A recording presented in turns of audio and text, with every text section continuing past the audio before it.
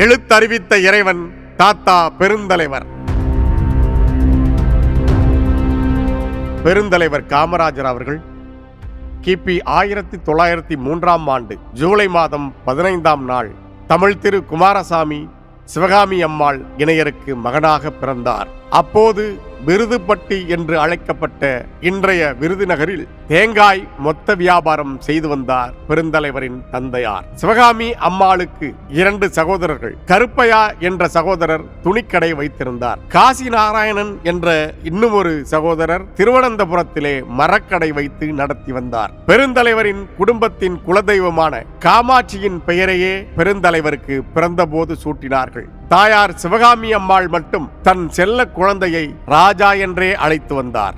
நாளடைவில் காமாட்சி என்ற அந்த பெயரோடு ராஜாவும் சேர்ந்து காமராஜர் ஆனார். ஆங்கிலேயர்கள் இந்தியாவை அடிமைப்படுத்தி ஆண்டு கொண்டிருந்த காலத்தில் பெருந்தலைவர் காமராஜர் அவர்கள் தனது இளம் வயதிலேயே பொதுக்கூட்டங்களுக்கு செல்வதை வழக்கமாக கொண்டிருந்தார். அந்த அனுபவமே பிற்காலத்தில் அவரை சுதந்திர போராட்ட வீரராக மாற்றியது. தந்தையோடு கல்வி போம் என்ற மொழிதலுக்கு ஏற்ப 6 வயதில் தந்தையை இழந்த பிறகு காமராஜர் அவர்களின் பள்ளி படிப்பு முடிவுக்கு வந்தது. தனது தாயையும் சகோதரியையும் ஆதரிப்பதற்காக 12 வயது முதல் முறையான கல்வி நிறுத்தப்பட்டாலும் கூட கற்றலின் தாகம் வளரும் ஆண்டுகளில் அவருக்கு வலுப்பெற்றுக் கொண்டே இருந்தது. காமராஜரை படிக்காத மேதை என்பார்கள். உண்மையில் அவர் படிக்காத மேதை அல்ல. தனது படிப்பறிவை அவர் காலப்போக்கில் வளர்த்து கொண்டார். கற்றலில் கேட்டல் நன்று என்பதற்கேற்ப காமராஜருக்கு கிடைத்தற்கரிய கேள்வி ஞானம் இருந்தது. பாரதியார் பாடல்கள் மற்றும் பல ஆங்கில நூல்களை எல்லாம் கூட அவர் அன்றாடம் படித்தார். கல்வியில் சிறந்த தமிழ்நாடு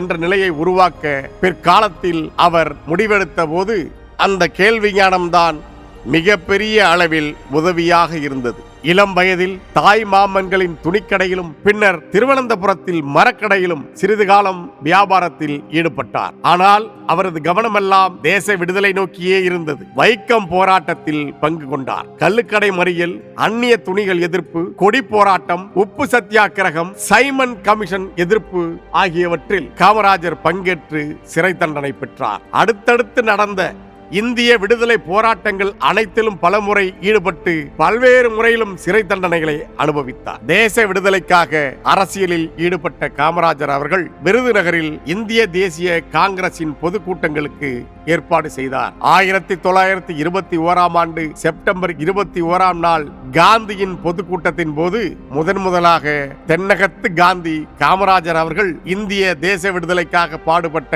மோகன்தாஸ் கரம்சந்த் காந்தியை சந்தித்தார். ஒத்துழையாமை இயக்கம், நாக்பூர் கொடி சத்தியாகிரகம் மற்றும் பிற முக்கிய போராட்டங்களிலெல்லாம் அவர் தொடர்ச்சியாக பங்கேற்றார். 1930ஆம் ஆண்டு திருமறைக்காட்டில் நடைபெற்ற உப்பு சத்தியாகிரகத்தில் பங்கேற்றதற்காக 2 ஆண்டுகள் சிறையில் அடைக்கப்பட்டார் பெருந்தலைவர். 1932ஆம் ஆண்டு மீண்டும் கைது செய்யப்பட்டார். 1937இல் மாகாண தேர்தலில் சாத்தூர் தொகுதியில் போட்டியிட்டு வெற்றி பெற்றார். 1940ஆம் ஆண்டு மீண்டும் கைது செய்யப்பட்டு சிறையில் இருந்தபடியே விருதுநகர் நகராட்சி கவுன்சிலராக தேர்ந்தெடுக்கப்பட்டார். ஆனால் சிறையில் இருந்தபடியால் மக்கள் பணி ஆற்ற முடியாத தன் நிலையை எண்ணி ஒருவர் முழு நீதி செய்ய முடியாத எந்த பதவியையும் ஏற்கக்கூடாது என்ற கொள்கையில் நம்பிக்கை கொண்டு அவர் தனது பதவியை ராஜினாமா செய்தார். 1942ஆம் ஆண்டு வெள்ளையனே வெளியேறு இயக்கத்தில் பங்கேற்றதற்காக மீண்டும் கைது செய்யப்பட்டார். இந்தியா சுதந்திரம் அடைந்த பிறகு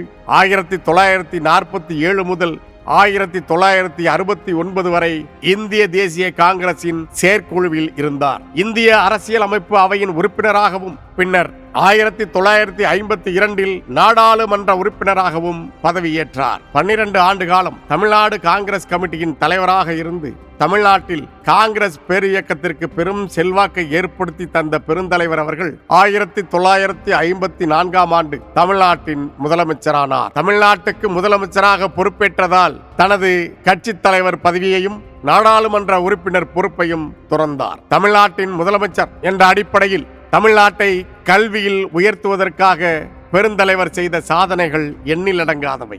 ஏழை எளியவர், உயர்ந்தவர் தாழ்ந்தவர் என்ற எந்த வேறுபாடும் இல்லாமல் எல்லோருக்கும் இலவச கல்வி, பட்டி தொட்டி எங்கும் பள்ளிக்கூடங்கள், மாணவ மாணவிகளுக்கு மதிய உணவு திட்டம், ஏற்றத்தாழ்வு இல்லாத நிலையை உருவாக்க மாணவ மாணவிகளுக்கு சீருடை திட்டம் என்று பல்வேறு திட்டங்களை செயல்படுத்தினார். 9 ஆண்டுகள் முதலமைச்சராக இருந்தபோது பெருந்தலைவர் காமராஜர் அவர்களின் ஆட்சியில் தமிழ்நாட்டில் கல்வி செல்வம் பெருகியது. அவர் முதலமைச்சராக பொறுப்பேற்றது வரை தமிழ்நாட்டில் வசதி படைத்தவருக்கே கல்வி எனும் நிலை இருந்தது. ஏழை எளியவர்களுக்கு கல்வி கற்பது என்பது எட்டா கனியாகவே இருந்தது. அது கனவாகவே இருந்தது. தனியார் பள்ளிகளில் மட்டுமன்றி அரசு பள்ளிகளிலும் அன்று கல்வி கற்க கட்டணங்கள் வசூலிக்கப்பட்டன. 5ஆம் வகுப்பு வரை மட்டுமே இலவச கல்வி அப்போது வழங்கப்பட்டது. 6ஆம் வகுப்பு முதல் படிக்கின்ற ஏழை மாணவர்கள் எல்லா வகுப்புகளுக்கும் கட்டாயமாக கட்டணம் செலுத்த வேண்டும். அது பள்ளி இறுதி படிப்பாக இருந்தாலும் சரி, பட்டப்படிப்பாக இருந்தாலும் சரி, அனைத்துக்கும் படிக்க பணம் கட்ட வேண்டிய நிலைதான் அப்போது தமிழ்நாட்டில் நீடித்து இருந்து வந்தது. அங்கொன்றும் இங்கொன்றுமாகவே அப்போது ஆரம்ப பள்ளிகள் இருந்தன. அது கூட இல்லாத கிராமங்களின் எண்ணிக்கைகள் கணக்கில் அடங்காதவை. காமராஜர் ஆட்சியிலேதான் தமிழ்நாடு கல்வியில் சிறந்த தமிழ்நாடு என்கிற நிலையை எட்டியது. அனைவருக்கும் கல்வி, பள்ளிக்கூடங்கள் இல்லாத ஊரோ கிராமங்களோ இருக்கக்கூடாது என்பதை தனது லட்சியமாக கொண்டார் பெருந்தலைவர் அவர்கள். ஆனால் வயிற்றிலே பசியை வைத்துக் கொண்டு எப்படி பிள்ளைகளால் கல்வியில் கவனம் செலுத்த முடியும் என்று யோசித்தார்.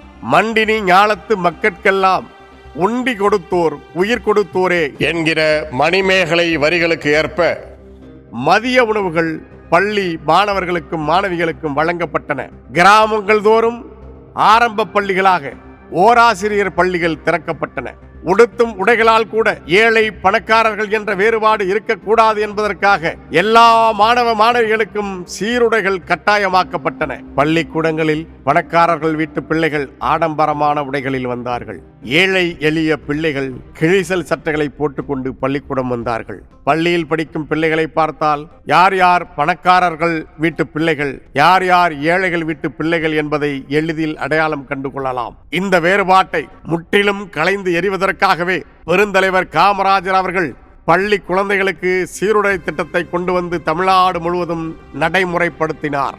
அந்த சீருடை திட்டம்தான் இன்று நாடெங்கிலும் எல்லா பள்ளிகளிலும் பின்பற்றப்படுகிறது. கிராமங்களில் கூட பெண் பிள்ளைகள் கல்வி பெற தொடங்கினார்கள். ஆண்களிலும் பெண்களிலும் கையெழுத்து போடு என்று காட்டினால் இடது கை கட்ட விரலை நீட்டுகிறவர்கள் அப்போது அதிகமாக இருந்தார்கள். இந்த நிலை மாற இளைய தலைமுறையினர் பெருந்தலைவர் காமராஜர் ஆட்சியால் கல்வி வளம் பெற்றார்கள். எல்லோருக்கும் கல்வி கிடைத்து கல்விக்கண் திறந்த காமராஜர் ஆனார் பெருந்தலைவர். அவருடைய நல்லாட்சியில்தான் கல்வித்துறையிலும் தொழில்துறையிலும் தமிழ்நாடு விரிவான வளர்ச்சி கண்டது. ராஜாஜி அவர்கள் நிதி பற்றாக்குறையை காரணம் காட்டி 6000 ஆரம்ப பள்ளிகளை இழுத்து மூடினார். அவருக்கு பிறகு அடுத்த சில மாதங்களில் ஆட்சிக்கு வந்த பெருந்தலைவர் அவர்கள் ராஜாஜி அரசாங்கத்திடம் பணமில்லை என்று சொல்லி இழுத்து மூடிய 6000 பள்ளிகளை உடனடியாக திறக்கும்படி உத்தரவிட்டார். மாநிலம் முழுவதும் பல புதிய பள்ளிகளை கட்ட உத்தரவிட்டார் பெருந்தலைவர். பழைய பள்ளிகள் சீர் செய்யப்பட்டு ஒவ்வொரு கிராமத்துக்கும் ஒரு தொடக்க பள்ளி, ஒவ்வொரு பஞ்சாயத்துக்கும் ஓர் உயர்நிலை பள்ளி இருப்பதை உறுதி செய்தார். 16000 தொடக்க பள்ளிகளில் அன்றைய நாளில் 16 லட்சம் குழந்தைகள் படித்தார்கள். அதன் பின்னர் தொடக்க பள்ளிகளின் எண்ணிக்கை 30,000-ஐ தாண்டியது. ஏறத்தாழ 48 லட்சம் பிள்ளைகள் அப்போது தமிழ்நாட்டில் கல்வி பயின்றார்கள். 15 லட்சம் மாணவ மாணவிகள் பகல் உணவு உண்டார்கள் என்று அன்றைய பள்ளி கல்வி இயக்குநராக இருந்த தமிழ் திரு நேத்து சுந்தரவடிவேலு அவர்கள் கூறுகிறார். பெருந்தலைவர் காமராஜர் ஆட்சியில்தான் தமிழ் மொழிக்கு முதன்மை அங்கீகாரம் வழங்கப்பட்டது. பள்ளிகளிலும் உயர்கல்வி நிலையங்களிலும் தமிழை கல்வி மொழியாக்கியதோடு அறிவியல் தொழில்நுட்ப பாட புத்தகங்களும் தமிழில் வெளிவரச் செய்தார் பெருந்தலைவர். அரசாங்க அலுவலகங்களுக்கு தமிழ் தட்டச்சு இயந்திரங்கள் அறிமுகம் செய்யப்பட்டன.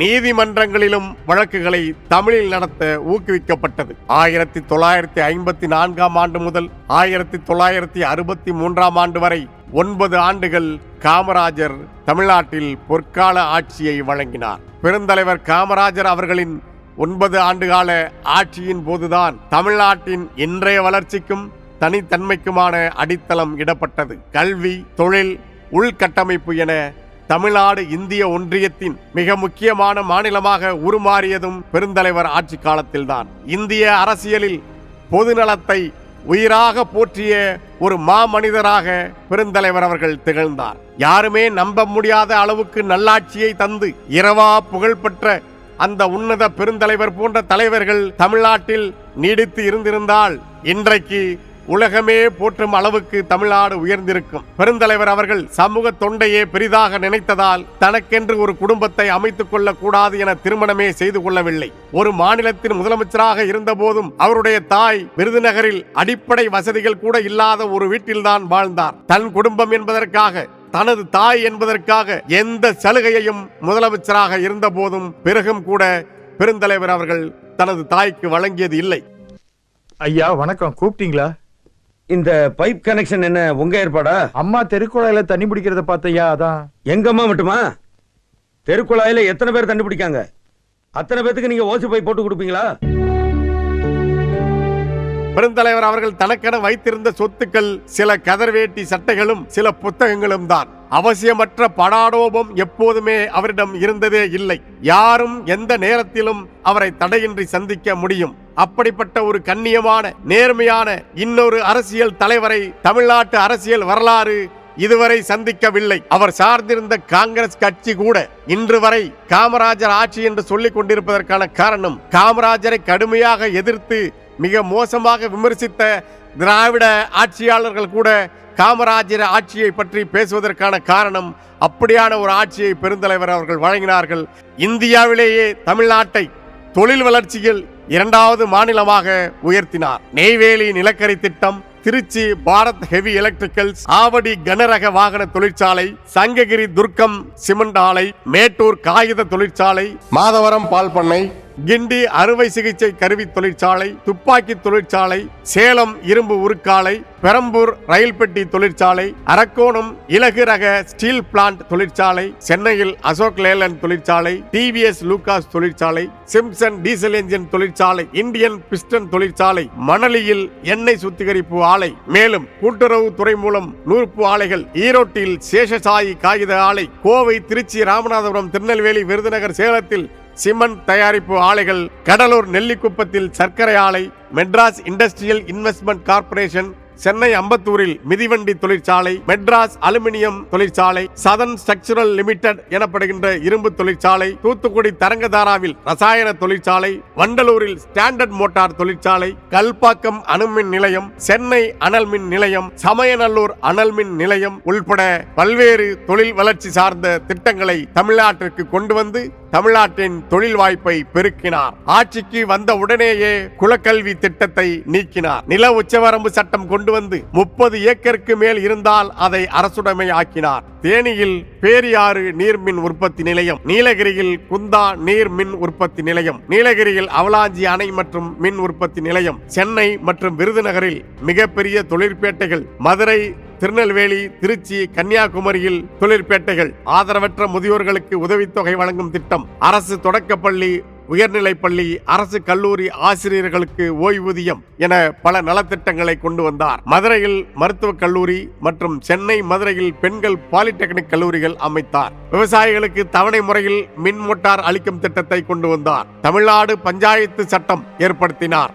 இதை தவிர வேளாண் மக்களின் நலன்களுக்காக முழு மூச்சாக சிந்தித்து செயல்படுத்திய முதலமைச்சராக தமிழ்நாட்டின் வரலாற்றில் பெருந்தலைவர் திகழ்கிறார். வைகை அணை, அமராவதி அணை, மணிமுத்தாறு அணை, ஆரணி ஆறு அணை, சாத்தனூர் அணை, கிருஷ்ணகிரி அணை, வீடூர் அணை, நெய்யாறு அணை, கீழ்பவானி அணை என பல அணைக்கட்டு திட்டங்கள் அசுர வேகத்தில் நிறைவேற்றப்பட்டன. புள்ளம்பாடி பாசன கால்வாய், பரம்பிக்குளம் பாசன கால்வாய், காவிரி கழிமுக வடிகால் திட்டம் என இன்றைக்கும் விவசாயிகள் தங்களுடைய வாழ்வாதாரமாக நம்பிக்கொண்டிருக்கின்ற பல பாசன திட்டங்களும் பல நீர்நிலைகளும் பல அணைகளும் பெருந்தலைவர் காமராஜர் ஆட்சி காலத்தில் உருவாக்கப்பட்டவை.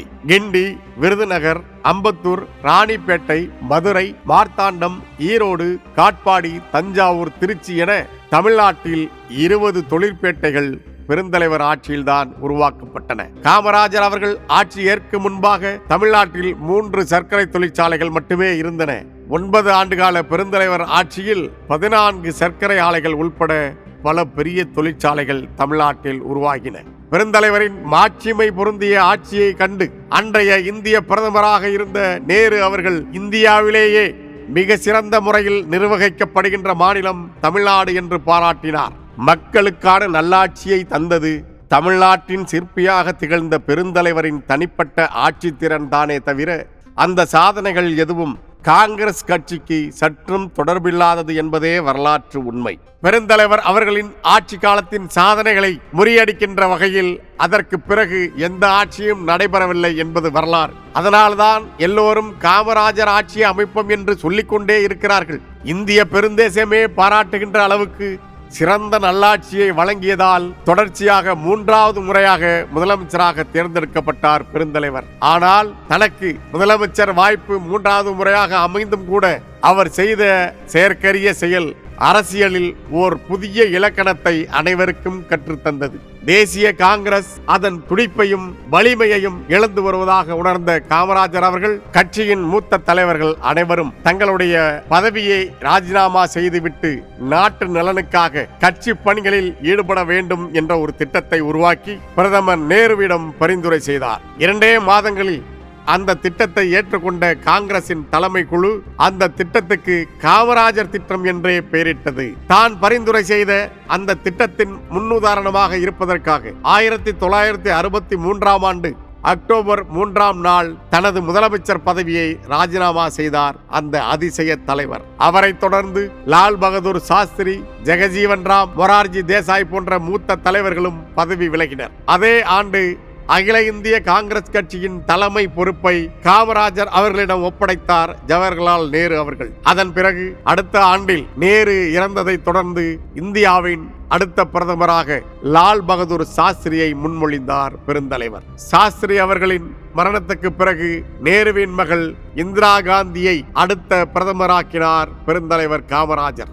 இந்திய அரசியல் வரலாற்றில் மிக முக்கியமான இந்த தலைமை மாற்றங்களை மிக சிறப்பாக செய்து முடித்ததால் இன்றும் பெருந்தலைவரை கிங் மேக்கர் என்று அழைக்கிறார்கள். வெள்ளையர் ஆட்சியில் நீண்ட காலம் அடிமைப்படுத்தப்பட்டிருந்த இந்தியாவில் தாழ்ந்து கிடந்திருந்த தமிழ்நாட்டை தனது பொற்கால ஆட்சியால் தலைநிமிர்த்திய பெருமகன் தன் வாழ்வின் இறுதி நாள் வரை மக்கள் தொண்டு ஆற்றுவதையே முதன்மை கடமையாக கொண்டிருந்த பெருந்தலைவர் காமராஜர் அவர்கள் ஒரு பொது ஊழியரின் கடமை தனது மக்களுக்கு நேர்மையாக சேவை செய்வதுதான் என்பதையும் நாட்டின் நலனை மட்டுமே ஒரு தலைவர் குறிக்கோளாக கொள்ள வேண்டும் என்பதையும் தனது இறுதி நாள் வரை கடைபிடித்த உலகம் கண்டிராத ஒப்பற்ற தலைவர் அந்த மாமேதை 1975ஆம் ஆண்டு அக்டோபர் 2ஆம் நாள் தன்னுடைய 72வது வயதில் தான் நேசித்த மக்களையும் மண்ணையும் விட்டு மறைந்தார்.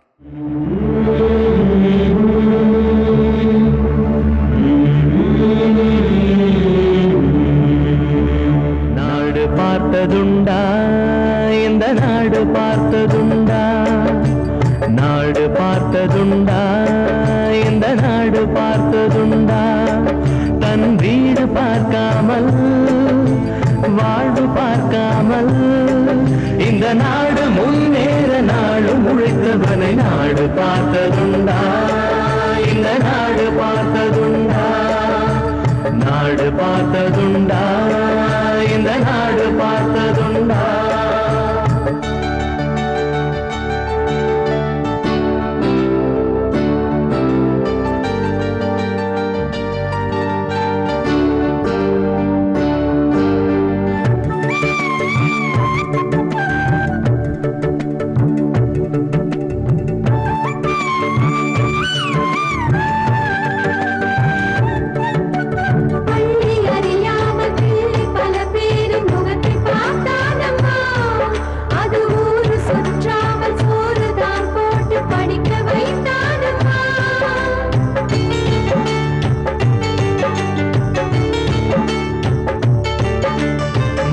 பிடித்த கையில் ஏடு கொடுத்த மகராஜனி வந்தானம்மா, இந்த ஊரு உலகெங்கும் தேடி பார்த்தாலும் நீடு வந்தானம்மா, வலிமை இருந்த போதும் மிக எளிமையோடு இருந்தார், வேலை உள்ளம் கொண்ட எங்கள் கருப்பு காந்திவனே.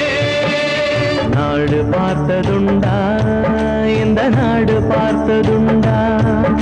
தமிழ்நாட்டில் மீண்டும் காமராஜர் ஆட்சி அமையுமா, பெருந்தலைவர் போல ஒரு தலைவர் வருவாரா என்று மக்கள் ஏங்கி தவிக்கிறார்கள். அந்த நிலை விரைவில் மாறும் என்கிற நம்பிக்கை தமிழர்களுக்கு வந்திருக்கிறது. இந்த தூய தலைவனின் பாதையில் உண்மையும் நேர்மையும் எளிமையுமான நாம் தமிழர் அரசமைப்போம். இனம் ஒன்றாவோம், இலக்கை வென்றாவோம். இலக்கு ஒன்றுதான், இனத்தின் விடுதலை. தமிழ்த்தாய் வாழ்க, தலைவர் பிரபாகரன் வாழ்க. நாம் தமிழர்.